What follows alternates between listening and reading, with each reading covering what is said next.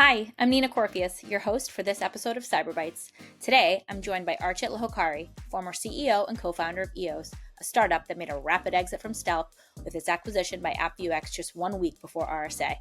In this conference, Archit walks us through his entrepreneurial journey and what this milestone means for the future of security, especially as AI agents become a core part of the enterprise. Enjoy the show. I am super excited that you're here with me. You are Archit Lohokare, the CEO, newly appointed CEO of AppViewX. Wow, this has been quite the week for you. Why don't you tell our audience what's been going on? What were you doing before AppViewX? Because I think the EOS story is very important here, but set the stage for us. Absolutely. And thanks for having me here, Nina, first of all. Of course. Saying it's a crazy week is an understatement, to be honest. But thank you for that. Newly appointed CEO of AppViewX. AppViewX acquired my company, EOS. EOS, as in the goddess of dawn, who brings the first light of day to the morning. That was the founding story of EOS, really, is how do we, in the world of AI, bring light to the darkness, potential darkness that security issues, security risks causes with respect to AI.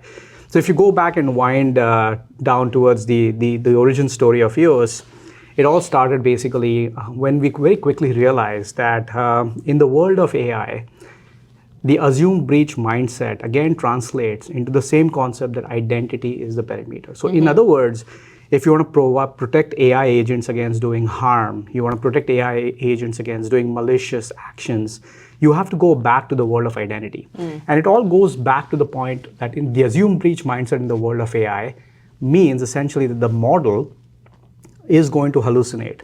The model is going to be breached. So trying to put security guardrails and controls around the model itself becomes somewhat of a futile task, if I may call it that, right, Nina? Sense.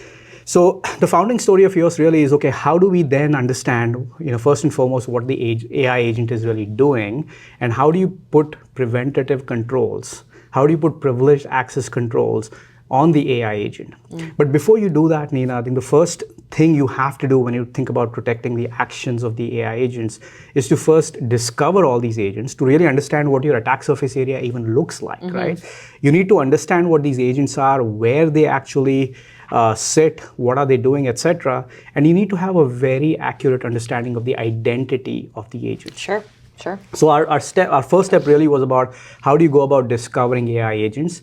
And the second step to that then is how do you actually make sure these AI agents are configured in the right way? How do you make sure that the risk profile, the posture of these agents are actually set up rightly so that they are performing the right actions they're supposed to do? So the second step is really about governing these AI agents.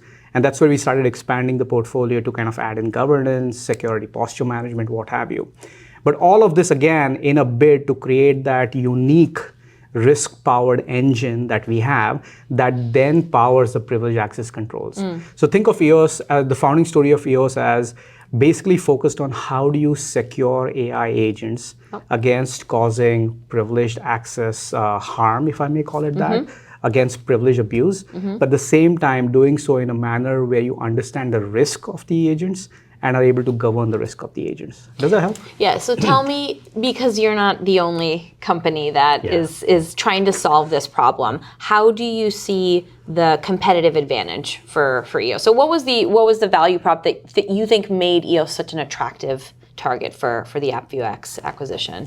It's a great question. Actually, there are really two things I would say, Nina, that really drove us in that direction. One was basically not just focused on the discovery and governance piece, which I think you're right. There's many vendors out there in the market who are focused on discovering and governing the agents.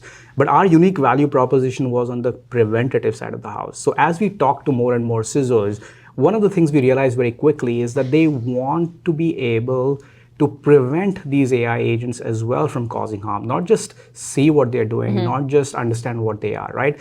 So our first differentiating value proposition is the fact that we deliver these privileged access controls and not just discovery and governance. The second thing that we found, which is very interesting, by the way, is, all these CISOs, they were expecting to have so many hundreds of thousands of AI agents that putting policies on privileged access policies on each one of them, putting human in the loop, on many of their actions did not seem feasible. And that's where we actually invented our own risk-powered engine, which actually complements the privileged access control piece. So it's not just about implementing static policies that prevent the agent from doing harm. It's also doing so in a dynamic manner that allows us to understand the risk of the agent and then translate that risk into specific policies and controls we can put on the AI agents. Sure. Okay, cool. So, maybe week one and a half as the CEO of AppViewX, but what does the next 6 to 12 months look like for you? What's your first order of business or many things? It's a great question. I'm really excited to step into the role of AppViewX. For those of you, who don't know about AppViewX is basically the leader in the machine identity security space. Its current product set really delivers value along the lines of certificate lifecycle management, public key infrastructure, post-quantum readiness, and all of that good stuff that comes with it. Now, AppViewX, having such a fantastic, strong machine identity platform, there was a natural synergy to having an AI agent identity platform as well, right? So that's where the marriage of AppViewX and EOS really came together. The whole idea here is that if you look at machines and AI agents, they often operate in somewhat similar manners. They scale as an example. You're looking at thousands and hundreds of thousands of machines in an organization. At the same time, we are expecting hundreds of thousands of agents in an organization. Machines often tend to behave in an ephemeral manner. They come up very quickly, perform their task, and then they go off.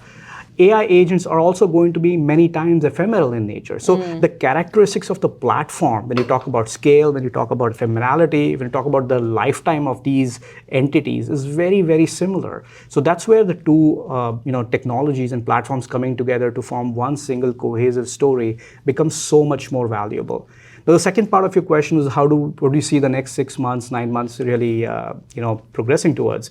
And the way I would say that is, next 6-9 months is all about how do we bring the two together and really deliver a cohesive platform to our customers. At the same time, how do we really help our customers drive up AI adoption, which is a burning need today? Just in the last 2 days at RSA, I've had at least 16 meetings where the topic of the conversation was, hey, we need to be implementing AI agents yesterday. We need to deploy our coding agents. We need to deploy Agent Force. We need to deploy Crew AI agents. And what many of the CISOs are asking is, how can you help us bridge the security, compliance, and governance gap? And the next 6 to 9 months are all about, ensuring that we support our customers with the AI initiatives, but at the same time really also talk about the post-quantum problem that is coming up and help the same customers implement post-quantum resilience using CLM, PKI, and PQC, as we call it, post-quantum cryptography. Yeah, there's a lot in store for these enterprise leaders, and I think that with companies like yours and the innovation that's happening, hopefully there's a solution in the longer term. I would love just to close out with some perspective from you on what else is going to be going on in the market, because it's been a very, very busy time. There's been a lot of venture funds, or a lot of deal flow. It's kind of like whiplash, like you don't know what you're looking at. So do you think this is going to continue? Any predictions? I mean, you've been doing this for a long time. So what do you think? How are we going to close out the year?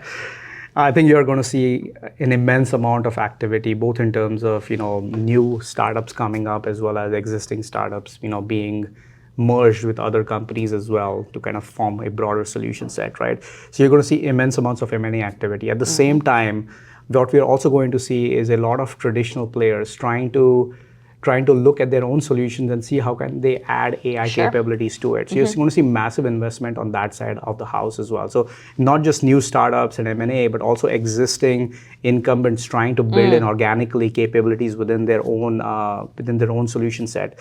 What we'll also start to see, by the way, is a new emergence of some new leaders in this space, as you see, right? You're starting to see consolidation of requirements.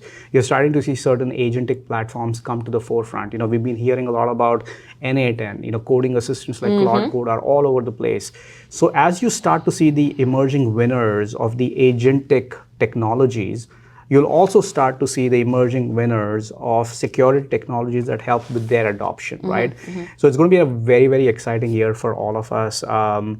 and I'm just looking forward to making sure that we are able to help our clients and customers really adopt more and more of our AI, if that makes sense. Yeah, it does. I'm super excited for you. Congratulations. And, we'll be rooting for you.